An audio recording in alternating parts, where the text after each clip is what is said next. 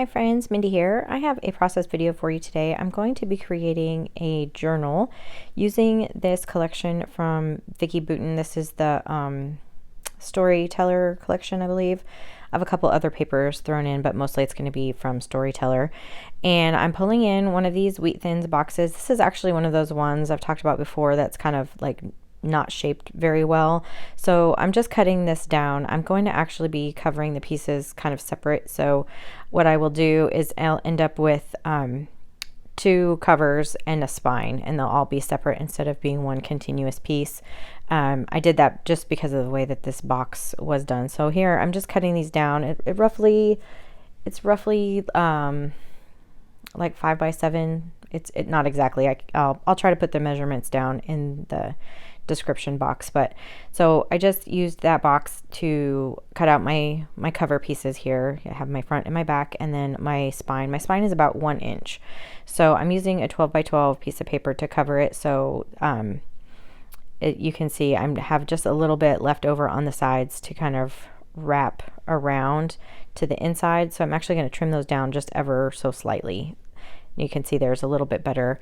And at first I thought I was going to use this Cocoa Buena glue. This is just a glue stick. And in some instances it works, but I just sometimes have a hard time with glue sticks, especially this one. It adds a lot of moisture.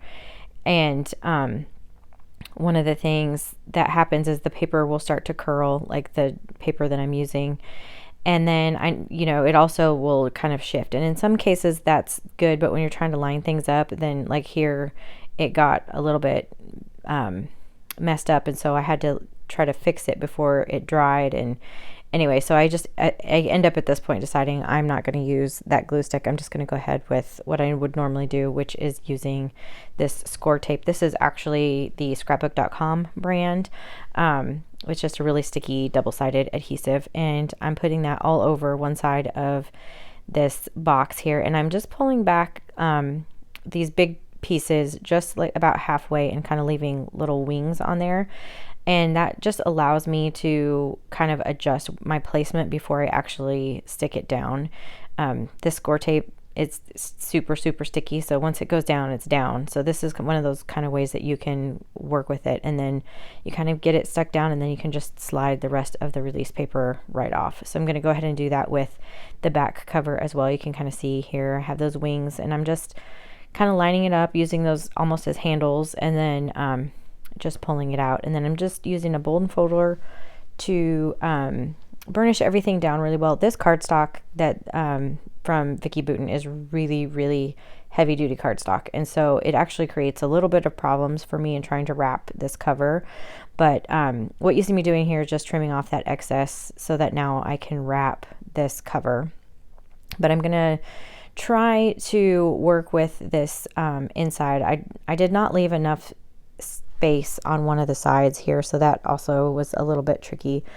Typically you want to leave at least the amount of space that is like the width of your chipboard. It's a good kind of rule of thumb whenever you have like the spine piece and the two cover pieces. That way it will fold. And so I had to work with this just a little bit on that one side.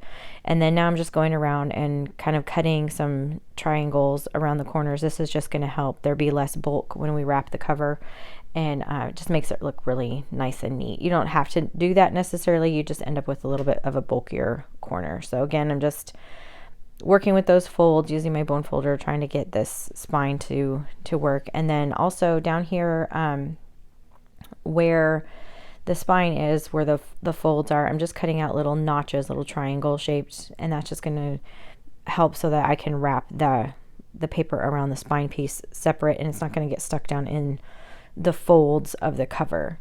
So here I have some more score tape. This is just a thinner one, and I'm going to use this to hold down these pieces as I wrap around. So I'm just going to go around all of the inside here, and then again, this cardstock is super thick. So one of the ways that I'm kind of working with that is I'm just taking my bone folder and kind of scoring around the edge of this chipboard, and you can see I'm struggling to kind of wrap it. So I just take the bone folder and kind of rub it flush up against the edge and then kind of roll it over. And at this point I realized I didn't have that part all the way because where I put the score tape. So I'm just going to go around and add another little section of tape, this time on the paper, so that when I glue it down, the top will be nicely adhered as well. So I'm just pulling up the release paper, and then you'll see again, I'm just going to pull in my bone folder and just make sure I'm nice and flush before I roll that paper over the top. And whenever you're doing a cover like this, you always want to do the opposite sides. So if you're doing like the top, then you want to go to the bottom before you do the side piece. That way, if you have any overlap, it just makes it look really cohesive and nice and neat. So I'm just doing the top and bottom, and then I'll go through and do the little spine pieces next. And doing the same thing again, just using my bone folder to really kind of help nudge this paper up and around. It's a great quality paper, but it just it ended up, the reason that you want to do this is because the paper can crack and tear really easily when it's kind of thick like that and you keep working it, and that's actually what happened. I did end up tearing it, so you'll see me fix that in a minute. But I went ahead and did all of the inside, and then I forgot to turn my camera back on, but I went ahead and added some score tape to the inside, and I trimmed down this piece.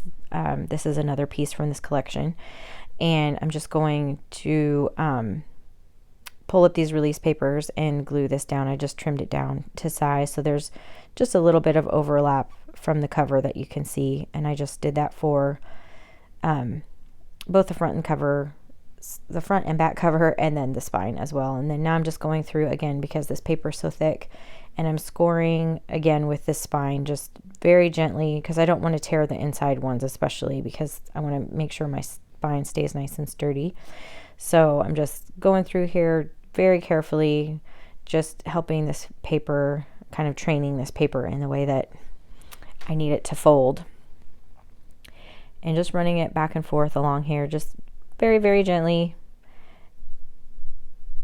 And like I said, I did end up ripping on the outside, which I will fix momentarily. But so now I'm just kind of creasing and folding, making sure that my cover is going to close, and it's going to want to kind of reopen here off and on. But as I get that fixed, as the journal stays, it will kind of train itself basically. But you can see here kind of showing where I tore those edges. So what I'm going to do, I have this really thick washi tape, or it's really sticky. It's not thick. It's only a little bit over an inch. So it covers my spine, but only just slightly, like maybe 1/8 of an inch on either side. So, and normally I would not suggest doing this with washi tape. I actually was just going to do this and then cover it in paper over that. So I was going to just kind of use this as a band-aid, but then I was afraid another layer of paper was just going to do the same thing. So I went ahead and used this washi tape. Again, this washi tape is actually from Scotch Brand. I've had it forever. It's actually one of my favorite washi tapes that I have. But it's not wide enough, so I end up doing like 3 layers. And I know this kind of looks busy, but a lot of this is going to get covered up with the way that I'm going to do the signatures. So I'm not really all that worried about it. And then here I just trimmed off the excess so that I have my spine, and I'm just going to burnish this down. Again, ordinarily I would not suggest using washi tape for this unless you have like a duct tape kind of version. You could definitely use duct tape as well, but just because washi tape has a tendency to come unstuck, but I've not had that problem with this particular washi. So I have pulled out some black and white Baker's Twine. I'm going to be doing a twine binding for this journal. I want to be able to pull things in and out as I'm working on this journal. I'm using this for my word of the year, and so as I come across things that relate to that word, I want to have them in here. So what you see me doing is I'm just creating some areas for my signatures. I wrapped this twine around here roughly 5 times, and I left a tail at the one end and at the other. And so I'm going to take these 2 pieces and I'm going to cross them over each other, and then I'm going to move that where that intersection is kind of up toward the top, because that's where I'm going to tie it off. And then you kind of stick your finger under there and pull the right side back to the left, and then you just tie a knot. It's a really simple binding. There's a lot that you can do with it. I've done this on my channel before with other journals that I made. I just really like the versatility that you can do when you have a binding like this. And I'm actually going to be leaving all of my signatures loose so that I can pull papers in and out as I want to. So here I'm just tying that knot and then trimming them down. I'm leaving a lot of length on there because I may want to add something, little beads or something to the end of those pieces. So that's basically what the cover of my journal is going to look like. So I have taken some of the other papers from the collection and then just some other papers that I have in my stash to make the signatures for this journal. I mean, again, I made it so that there's about 5 signatures in there. Here I have some Archer and Olive paper. This was from like a notepad. And then this is also Archer and Olive from a notepad.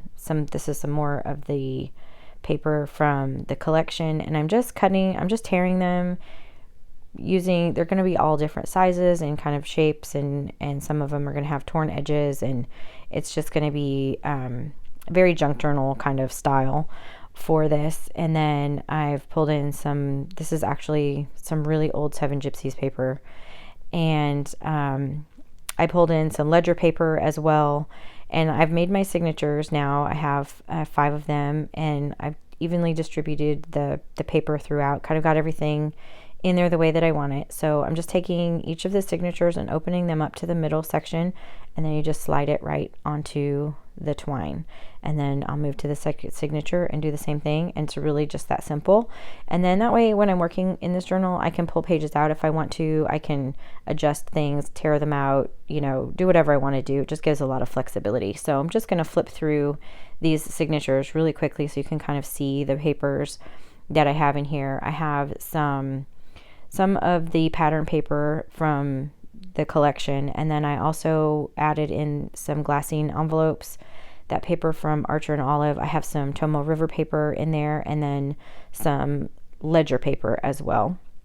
And then each of these signatures has those same elements. They're just kind of in a different order, and then I kind of created little things that kind of flip out, and those glassine envelopes will end up being like pockets or something.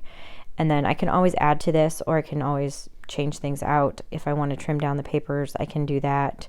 It just leaves flexibility when you have it like this. And I can add pockets. You can see over to the left here, I have some ephemera that actually matches this collection as well. So I can use those for tuck spots or journaling cards or whatever as I'm working through this journal this year with my word of the year. So anyway, that is everything for my journal. If you like this video, I would really appreciate it if you gave it a thumbs up and subscribe to my channel if you haven't already. And until next time, bye.